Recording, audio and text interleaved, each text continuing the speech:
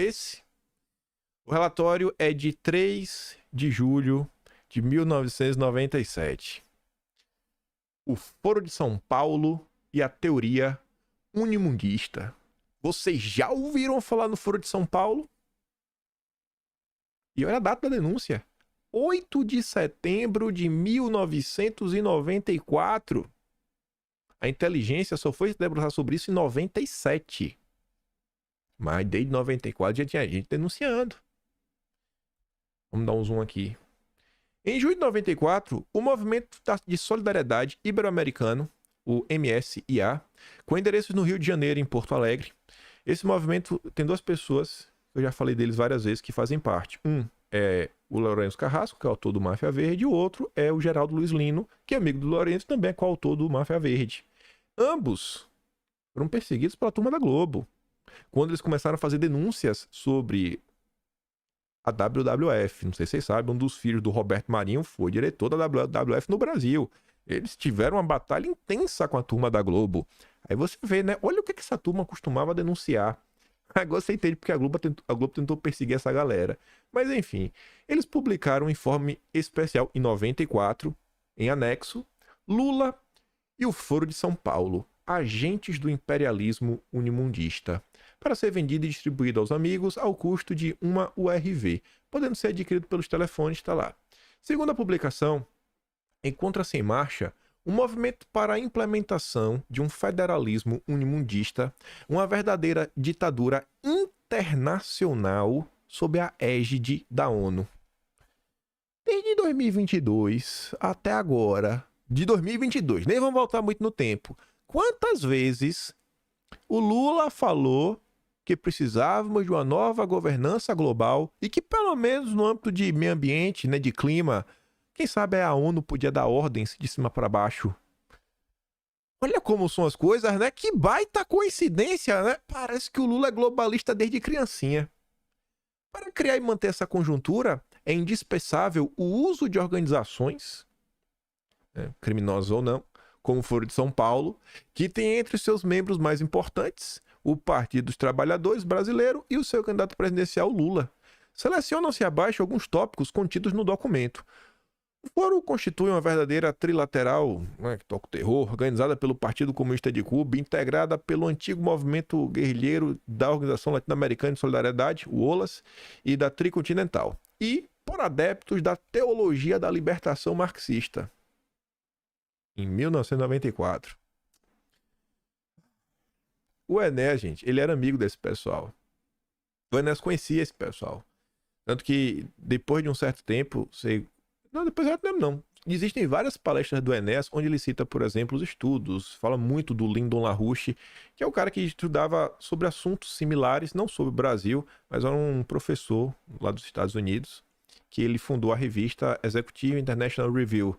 Ela era publicada no Brasil, ela tinha uma sucursalzinha pequena no Brasil, o Lourenço escrevia nela, a Silvia Palácio escrevia nela, mais algumas pessoas, e o Enéas sempre se municiava de informações através dessa revista. Ele não está mais aqui entre nós, mas graças ao Enéas, estamos comentando sobre isso.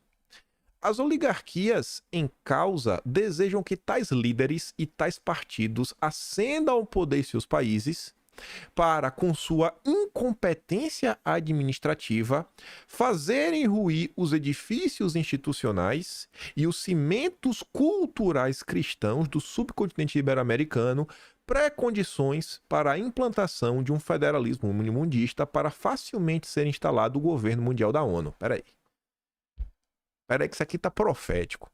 Então, em 94, estavam falando que o plano era que as elites, os banqueiros que apoiaram Lula, eles iam apoiar o PT, como eles apoiaram, que é pro PT chegar ao poder e com sua incompetência administrativa, tipo, a Dilma provocou a maior recessão que o Brasil viu, né, sem nenhum conflito internacional.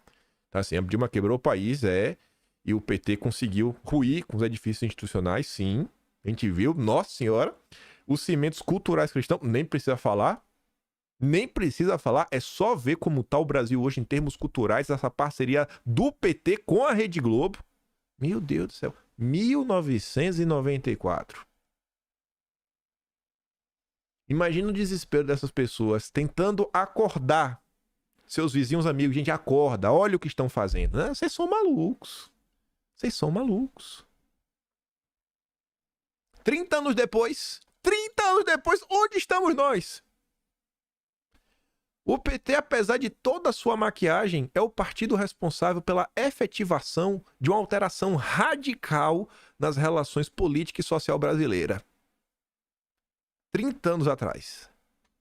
Além da ampla base sindical, congregada na CUT, a grande massa da militância do PT se origina das comunidades eclesiais de base, controladas pelos teólogos da libertação marxista. Cravou, duplo twist cravado. Aí lá para tanto, ele sai falando de algumas coisas, sai falando de algumas pessoas, tem umas informações bem tensas, que eu falei, não, isso aqui eu nem vou comentar, porque eu não quero entrar em confusão. Recomendo, se vocês quiserem, eu vou mandar o link desse dossiê lá no Telegram. Se quiser ter o interesse, você pode baixar o PDF, você pode ler na íntegra, a responsabilidade é sua. Por outro lado, Herbert de Souza dirige o IBASE, uma verdadeira central de inteligência para o PT e esse novo movimento de massas. O IBASE foi criado há 12 anos pela ala marxista da CNBB, e hoje mantém um quadro de 100 analistas assalariados, contando com um orçamento anual declarado superior a $1 milhão, proveniente de mais de 40 fontes diversas, a maioria estrangeira, desde organizações religiosas até Fundação Ford e MacArthur. Olha a Fundação Ford, quem tanto fala também, meu Deus do céu. Ao analisar a trajetória do PT, não podemos deixar de lado a figura do cardeal Dom Paulo Evaristo Arnes, que já falamos dele mais por demais, um cara que tem até opiniões sobre Clube de Roma, opiniões favoráveis ao Clube de Roma, um cardeal que não queria que nenhum padre conservador, né, emergisse, chegasse, né? Ele também era muito amigo do Paulo Freire. A gente fez um dossiê, o nome do dossiê é Freire Arnes, dossiê Freire Arnes. A gente comentou bastante sobre ele. Em 71, Dom Paulo Evaristo Arnes defendeu Frei Beto e o grupo de dominicanos que foram julgados pela participação no movimento do Marighella. Olha só, o PT efetivamente cresceu sob a proteção de sua batina. Um bom exemplo do papel desempenhado pelo Arnes foi a sua atuação durante o sequestro do Abílio Diniz. Ele que foi o intermediário entre a polícia e os sequestradores. Importantes líderes do PT vêm procurando uma aproximação com as Forças Armadas, com o objetivo de apresentar-se em suas novas roupagens sociais-democratas e neutralizar, assim, uma ação dos militares contra a tomada comunista do poder e, inclusive, aproveitar a miséria ou o empobrecimento dos quartéis para provocar uma divisão. É meio profético. A estratégia é explicitamente tratar de dividir as forças, tentando anestesiá-las para que se esqueçam das raízes antimilitares e pró-comunistas do PT. Será que isso aconteceu no Brasil? PT se aproximar das forças? Não, tinha amigo, aqui vamos dar divisão, cola aqui comigo, né? Vem que vai dar certo. Aí, nos anexos tem um dos textos, Lula e a nova intentona neocomunista no Brasil. Aí eu só quis trazer um parágrafo, que é o segundo parágrafo. Aqui eu comecei com tal processo de decomposição. Eu achei bem interessante. Análise feita 30 anos atrás.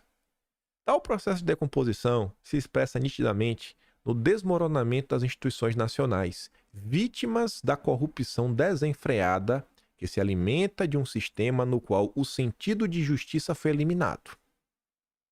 Não tem mais justiça. A sociedade como um todo, influenciada por uma partidocracia corrupta que transformou a democracia numa câmara de compensações. Qual o peso que os partidos possuem hoje? Alguém consegue me apontar de coração? Pensa, reflete qual a diferença do PP para o União Brasil, para o PSD, para o MDB, para o PSD, para o Cidadania, para o PSB? Eu não sei a diferença. Não sei, eu acho que o único que realmente se diferencia é o PSOL, que é bem claro assim, é um partido identitário.